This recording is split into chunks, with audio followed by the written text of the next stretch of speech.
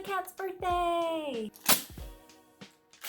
Actually, by the time I edit this and post it, it will have been my cat's birthday last week, but it still counts because she's 10 years old this year. That's amazing. I haven't really posted a ton of videos yet, but probably by now you've maybe noticed that I'm really into my cat and things about cats.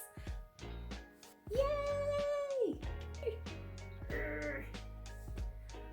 To celebrate this special girl's 10th birthday, I drew her a fabulous picture, which she really cares about and loves. In this video, I'm going to show you my process for painting Kitty Stardust, inspired by my cat Dyna in her 10 years, as well as David Bowie, because I've been into like kind of a David Bowie kick for a little while. So let's get to it. Look at this hilariously tiny party hat. It's like perfectly cat size. And you know what? Dyna really liked wearing it. I started off this project with a sketch in my sketchbook that I did in pencil of a little kitty that looks a lot like my kitty, and I used tracing paper and transfer paper, which is really cool stuff, to put that sketch onto another piece of sketch paper where I worked out the hexagonal design. All of that I then also transferred to my watercolor pad so that I could make my final painting. And I started off with washes for the background and just the outer part of the circle. So I had pre-wet my paper, and now I'm doing just some really light washes of yellow and green. This color palette I based off of some artwork that I saw of David Bowie that I just thought looked really neat in his Ziggy Stardust sort of makeup. And so I'm just doing a couple of washes of that to get really bright, flowy colors. And then I did a second wash inside of the hexagon. Again, pre-wetting the paper before putting down my color so that it can flow. And it does this really beautiful effect where it blooms. And I know often in watercolors, artists are trying to avoid that blooming perhaps. But for this design, I really wanted to kind of keep it psychedelic and a little bit abstract in the background. And so these colors bleeding and blending and feathering into each other really worked for me. And in this last stage of watercolors, I'm adding more brightness to the outer circle, create that really cool contrast. These three colors, these aren't my typical color palette, but I really, really like them. They're kind of candy-like. They remind me of like soda pop and brightness and psychedelia. So this really worked for what I was going for with Kitty Stardust.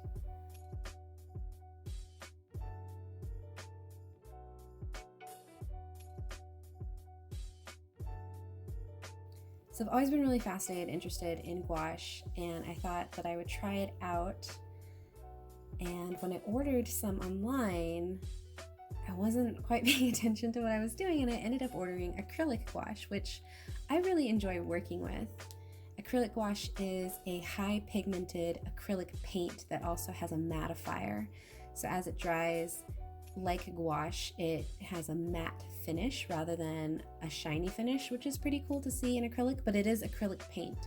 And so with that comes fast drying, really opaque, and sort of a plasticky finish feel to it. So even though it's a matte finish, it's still kind of plasticky.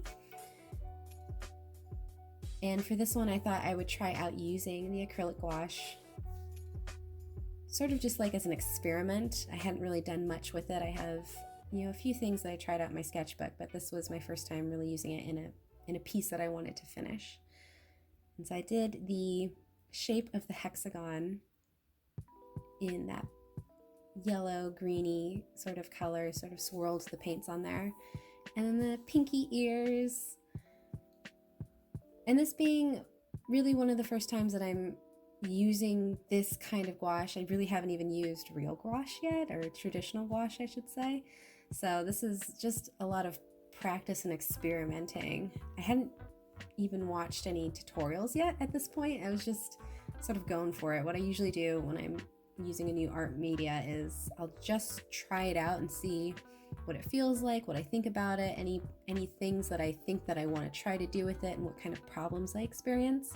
And so that's really what I was doing here. I was just going for it. I've used a lot of acrylic paints before, so this wasn't completely unknown to me. But I had it in my head that I wanted this sort of layering of values and colors with sharp edges that I typically see in gouache illustrations and paintings. So that's what I was trying to go for here and trying to figure my way through how to achieve that. And so as I'm doing the kitty here, I start off with what I think will be the base color. So I have the ears there because I think that the pink will be underneath the fur inside the ears, and then this black that I've diluted a little bit to make it a little easier to work with, because the gouache is pretty thick when it comes out of the tube, and so I've diluted it just slightly. It can, I discovered, be diluted too much, which will then make it kind of streaky even when it dries. And so I have this black base that I think will be the base of the cat's color, and then I'm adding a little bit of white to the black, skillfully out of frame of the camera, to make a gray that I want to use as highlights and definition for the cat, not really suggesting gray fur, but sort of suggesting like the lightness that happens around cats, black cat's fur. So my goal is for this to not look like a stripy gray cat or a black cat with gray spots, but rather to give the fur some dimension and movement with the contrast of the blacks and the gray.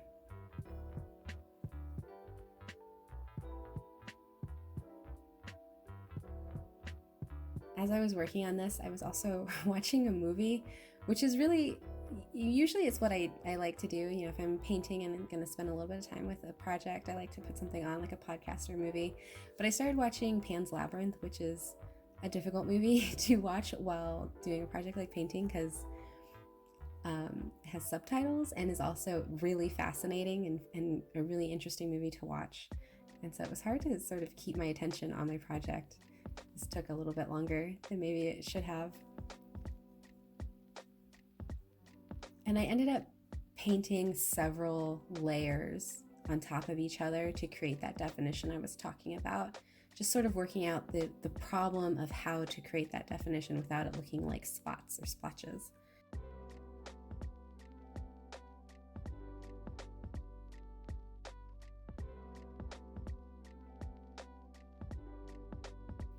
I started playing with different values of gray, so adding in more black to the gray that I had created, more white, trying to swirl in different brush strokes of different values so that it looks more like highlights and fur, and it all blends together without fully blending. I still wanted that contrast between the different values of gray. And that made this a really interesting, fun project to work on. I've been really enjoying experimenting with acrylic gouache and just trying out different things. I've done more projects since this one, and so it's just been fun to practice different stuff, do a little experimentation. And then this really pulls it all together, the bright red zigzag over the eye. I've seen so many Ziggy Stardust as cats illustrations, but I could never find one of a black cat. And being an artist, I was like, well, why don't I just make it? So I did. And I think it came out pretty sharp. I'm pretty pleased with this one. So I did gouache for the cat's fur and for that stripe, and then I used colored pencils, yay, for the eyes. And that was pretty fun. I think I could have used gouache for the eyes, but I don't know. I really liked the colors that I had planned out for the eyes that I had used with colored pencils. Of course, I could have mixed those colors myself with the gouache, but I just knew that I had them as colored pencils, and I love colored pencils. So this is truly mixed media, Got watercolor, acrylic gouache, and colored pencils all in one piece, which I'm pretty thrilled with. And of course, I had to get some sparkles in there, so I'm using my typical Jar of Stars really diluted loose white acrylic to paint in just some sparkles and stars around the edges and in the kitty's eyes so that it's truly kitty Stardust. And so yeah, there's kitty Stardust. She is magical and from another realm in honor of my dear kitty's birthday.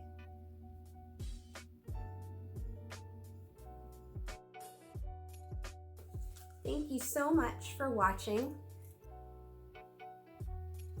If you like this video, remember to hit the like button. If you want to see more, remember to subscribe and hit the notice button, and I'll see you in the next one.